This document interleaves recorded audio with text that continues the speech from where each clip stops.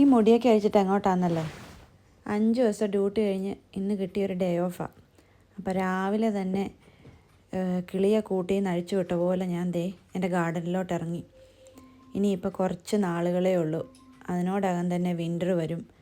എല്ലാം ഉറങ്ങും. എൻ്റെ ഗാർഡൻ ഉറങ്ങുന്ന പോലെ ആകുമോ ഏകദേശം. റോസയിലൊക്കെ പൂവ് ഒഴിഞ്ഞു, കുറച്ച് പൂക്കളേ ഉള്ളൂ. ഇതെൻ്റെ ഫ്രണ്ട് ഗാർഡനാണ് കേട്ടോ. എൻ്റെ വെറൈറ്റി ഓഫ് റോസസാണ്. ഇനി അടുത്ത സമ്മറിൽ ഞാൻ നിങ്ങളെ കാണിക്കാം ഇതിലുണ്ടാകുന്ന അടിപൊളി പൂക്കൾ. ഇതെല്ലാം ഞാൻ ഗാർഡൻ സെൻറ്ററിൽ ഓരോ പ്രാവശ്യം പോകുമ്പോഴും വാങ്ങിക്കുന്ന കേട്ടോ. ചെടി കാണുമ്പോൾ പിന്നെ എനിക്ക് പ്രത്യേകിച്ച് റോസ് കാണുമ്പോൾ പൈസയുടെ കാര്യം ഒന്നും നോക്കത്തില്ല, ബില്ലടിച്ച് വരുമ്പോഴാണ് കണ്ണ് തള്ളുന്നത്. ആ കാണിച്ചെൻ്റെ ഗ്രീൻ ഹൗസാണ്, കുഞ്ഞ് ഗ്രീൻ ഹൗസാണ്. അത് കുറേയെല്ലാം പൊട്ടി. അതിനകത്ത് ഞാനൊരു പച്ചമുളക് വെച്ചിട്ടുണ്ട്. അത് കിളുക്കുമോ അത് കിട്ടുമോ എന്നൊന്നും അറിയത്തില്ല, കാരണം ഇവിടെ അതുപോലെ തണുപ്പ് വരും. ഗാർഡൻ്റെ റേസ്ഡ് ബെഡിലെ എല്ലാ പഴയ, അതായത് സമ്മറിൽ വെച്ചിരുന്ന എല്ലാ വിളകളും പറിച്ച് മാറ്റി കാർഡ്ബോർഡ് ഇട്ട് മൂടി വെച്ചു. അത് കാണുന്ന ക്യാരറ്റാണ് കേട്ടോ. അത് എന്താ പറയുന്നത്, വിൻ്ററിലും കുറേയൊക്കെ നിൽക്കുന്നതാണ്. കിട്ടുമോ എന്നൊന്നും അറിയത്തില്ല. പറ്റുവാണെങ്കിൽ ഞാനിത് കാണിക്കാം ഹാർവെസ്റ്റ് ചെയ്ത് എന്തെങ്കിലും കിട്ടിയാൽ. ആ പച്ചമുളക് ഈ പൂക്കൾ കണ്ടില്ലേ, ലാസ്റ്റ് ഫ്ലവേഴ്സാണ് എൻ്റെ ഗാർഡനിലെ. കുറച്ച് ഡാലിയായും കോസ്മോസും പിന്നെ കാലണ്ടുലേ.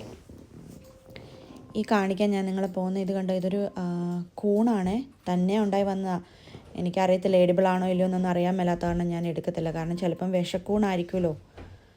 ഹൈഡ്രാഞ്ചിയസ് ഒക്കെ ഡൾ ആൻഡ് ടയേർഡായി. നവംബർ തുടങ്ങുമ്പം തൊട്ട് നന്നായിട്ടല്ല വീണ്ടും കൊഴിയാൻ തുടങ്ങും. പിന്നെ ഇതുങ്ങൾ അസ്ഥി കൂടെ മാത്രമായിട്ട് നിൽക്കും. അതിനേലും മുന്നേ ഞാൻ ഇതിൻ്റെ എല്ലാ ഫ്ലവർ ഹെഡും മുറിച്ച് മാറ്റി അതിനെ വിൻ്ററിലേക്ക് റെഡിയാക്കി വെക്കും, കുറച്ച് വളം കൂടെയൊക്കെ ഇട്ട് കൊടുത്തിട്ട്. അപ്പോൾ പിന്നെ അടുത്ത സമ്മറിൽ വീണ്ടും നല്ല തഴച്ച് വളർന്നു വരും.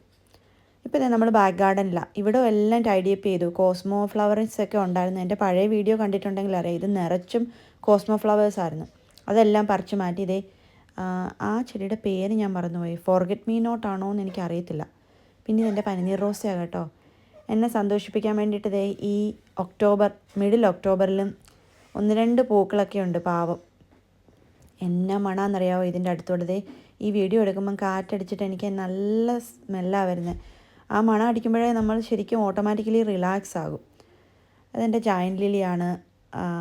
ആ മഞ്ഞച്ചെടിയുടെ പൂവിൻ്റെ പേര് എനിക്ക് അറിയത്തില്ല. പിന്നെ കുറച്ച് ജെറേനിയം ഉണ്ട്, ലാസ്റ്റ് മാരിഗോൾഡും ഉണ്ട്. അടുത്ത വേറൊരു ഹൈഡ്രാഞ്ചിയ ടയേർഡായിട്ട് നിൽക്കുന്നു.